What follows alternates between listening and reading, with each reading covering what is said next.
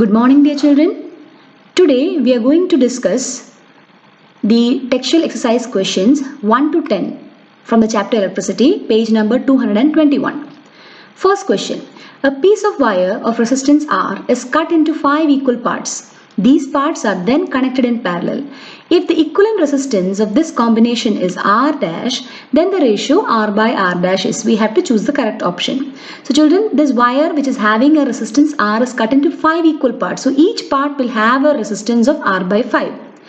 And we are going to connect them in parallel. So you can see in the figure, it's connected parallel. So what is the effective resistance? Yeah, 1 by R dash is equal to 1 by R1 plus 1 by R2 plus 1 by R3 plus 1 by R4 plus 1 by R5. So R1, R2, R3, R4 and R5 each have the value R by 5. So when we substitute in this equation and when we put the reciprocal, the value we get 1 by R dash is 25 by R, or R by R dash is equal to 25. So correct option is is option D.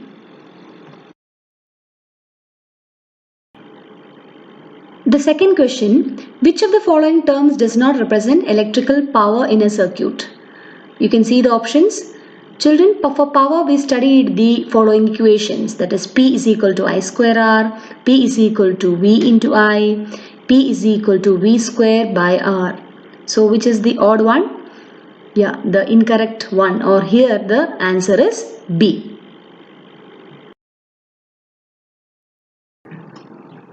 Question number 3. An electric bulb is rated 220 volt and 100 watt. When it is operated on 110 volt, the power consumed will be. So the options are given here. So we have to do it and find out the right answer. So children, power is given 100 watt. Voltage is given 220 volts. So we can find out the resistance of the resistor that is present inside the bulb. Which is the equation? Yeah, P is equal to V square by R. So from that, R is equal to V square by P. When we substitute the values, that is 220 into 220 by 100, that 0 cancel outs, and we get the answer as 484 ohm. So children, this resistance of 484 ohm of the bulb will remain unchanged. And now the second part is that now it is operated on another voltage. How much it is? It is 110 volt. So the resistance won't change of this particular resistor present inside the bulb. So again we are using the equation P is equal to V square by R and putting the value of V, that is 110 into 110 by 484, that is the resistance of the resistor in the bulb, and we get the value as 25 watt. So the correct answer is option D. Question number 4. Two conducting wires of the same material and of equal lengths and equal diameters are first connected in series and then parallel in a circuit across the same potential difference. The ratio of heat produced in series and parallel combinations would be. So children, options are here. So we have to do and find out the correct answer. So children, here two conducting wires, they are of the same material, it is said. So to do this numerical, we have to first find out the heat generated when the two conducting wires are connected in series, that is H1, and then we have to find out the heat generated when two conducting wires are connected in parallel, that is H2. So we know according to Joule's law of heating, H is equal to I square RT. So here we have to find out R1. R1 means the resistance when they are combined in series, and I1 is the current that is drawn by them when they are in series. So let us do. So the resistance, let the resistance of each wire be taken as X. So the combined resistance of two resistors when they are in series, that is X plus X. So R1 is equal to 2X. Now from Ohm's law, what will be I1? I1 is equal to V by R1. So we are substituting the value of R1 here. So I1 becomes I1 is equal to V by 2X. Now we are substituting the value of R1 and I1 in the equation A, that is heat generated, that is H1 is equal to I1 square R1 into T. So when we substitute, H1 is equal to V by 2X, that is I1 the whole square into R1, the value is 2X, into T. So when we square it, we know V square by 4X square into 2X into T. So here 2 and 4 gets cancelled, and X and X get cancelled, and finally we get H1 is equal to V square into T by 2X.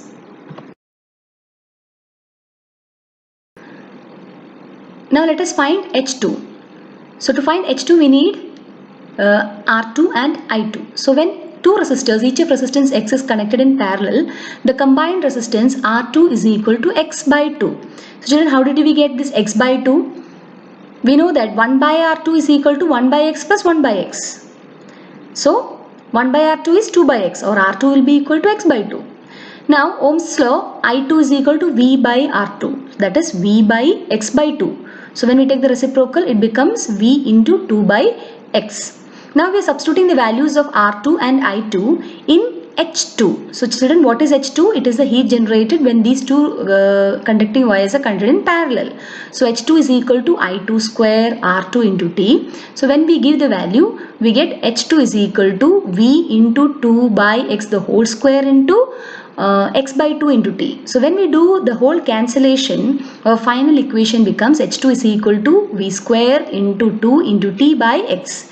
Now we have to divide H1 and H2. So children, when we divide H1 and H2, we get the answer as 1 by 4. So the ratio is 1:4. So the correct option is option C.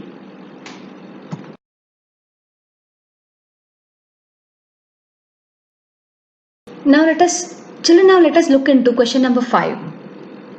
How is a voltmeter connected in the circuit to measure the potential difference between 2 points? We know it we are very familiar with it. A voltmeter is always connected parallel in the circuit to measure the potential difference between 2 points. Okay. Now question number 6. A copper wire has diameter 0.5 millimeter and resistivity of 1.6 into 10 raised to minus 8 ohm meter. What will be the length of this wire to make its resistance 10 ohm? How much does the resistance change if the diameter is doubled? So here we have two parts for the question. So let us look the data given here. Here resistivity raw is given as 1.6 into 10 raised to minus 8 ohm meter. And diameter is given as 0.5 millimeter. So we have to convert it to meter. That means we will divide by 1000 or multiply by 10 raised to minus 3. So since they have given the diameter, we can take the radius, that is diameter by 2, and we'll get the answer. You can see there. So now area of cross section of the wire has to be calculated. You know, area of cross section A is equal to pi r square. So you substitute the value of pi 3.14 into that is 0.25 into 10 raised to minus 3 the whole square. You will get the value, final answer, as 3.14 into 0.0625 into 10 raised to minus 6. And the resistance given is 10 ohm. So equation R is equal to rho L by A, or here we have to calculate L. So L is equal to R A by rho, and we are substituting, children. So when we substitute R, that is 10 into area of cross section as it is, that is 3.14 into 0.0625 into 10 raised to minus 6, divide by 1.6 into 10 raised to minus 8.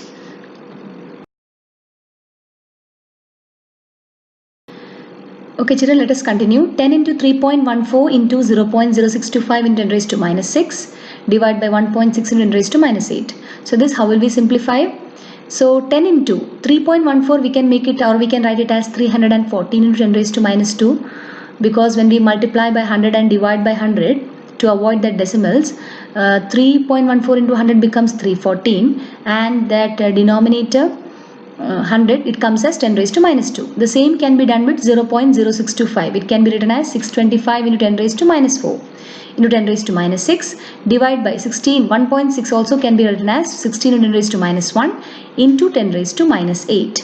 So when we do this, we get the answer 122.65. That is 12265.625 into 10 raised to minus 2. So the length of the wire that offers a resistance of 10 ohm is 122.6 meter. The length is that.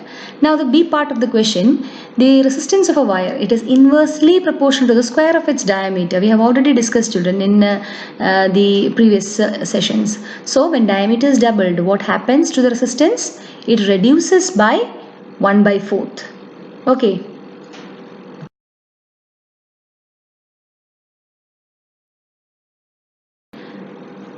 Children, question number 7 is a graph. So you have to plot the graph. So the values of I and V, that is the values of current I and the potential difference across resistor is given. That is I 0.5, 1, 2, 3, 4 and the corresponding voltage is 1.6, 3.4, 6.7, 10.2 and 13.2. So children, when we plot the graph, we get a straight line. That means it obeys Ohm's law. And from the graph, we know how to calculate the resistance. That means taking a slope. So either there are different methods to do this. Either we can take the various slopes at different points and take the average, or you can take the instantaneous one, a particular V value and a particular I value, and divide R is equal to V by I. We will get the R.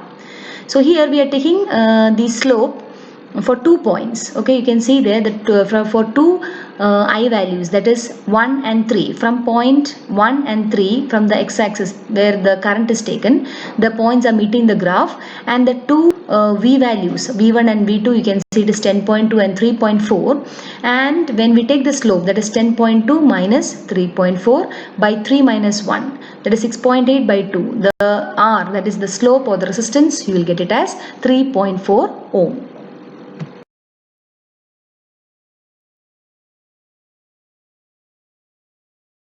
When a 12-volt battery is connected across an unknown resistor, there is a current of 2.5 milliampere in the circuit.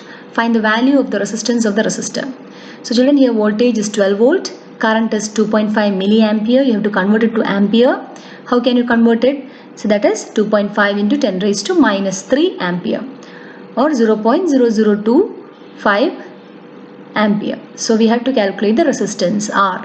So directly we can give Ohm's law. R is equal to V by I. So when we divide 12 by 2.5 into 10 raised to minus 3, we get the answer as 4800 ohms.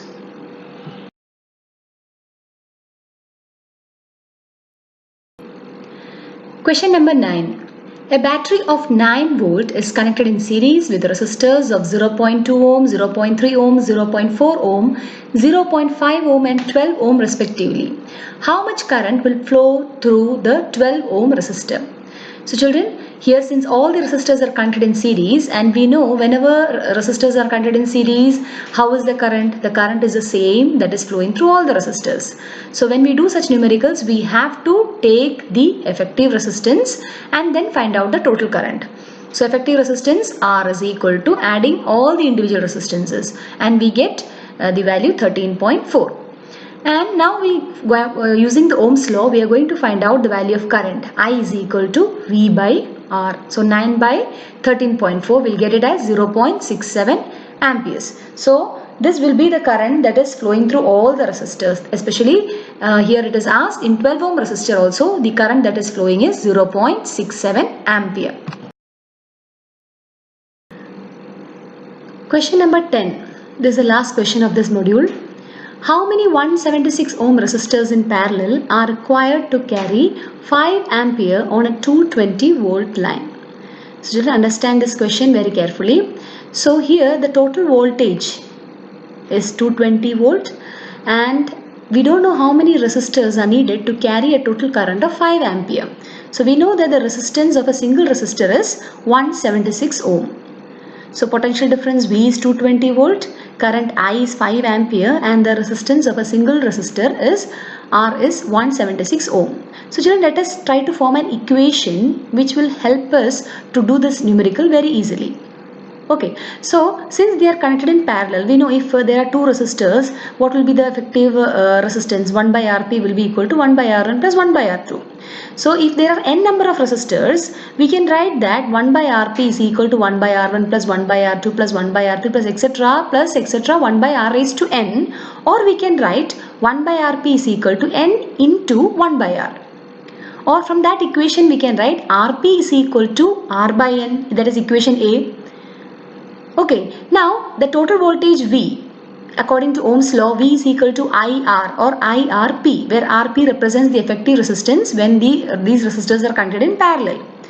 So V is equal to IRP. So in that equation, let us substitute for Rp, that is R by N. So we get it as V is equal to I into R by N.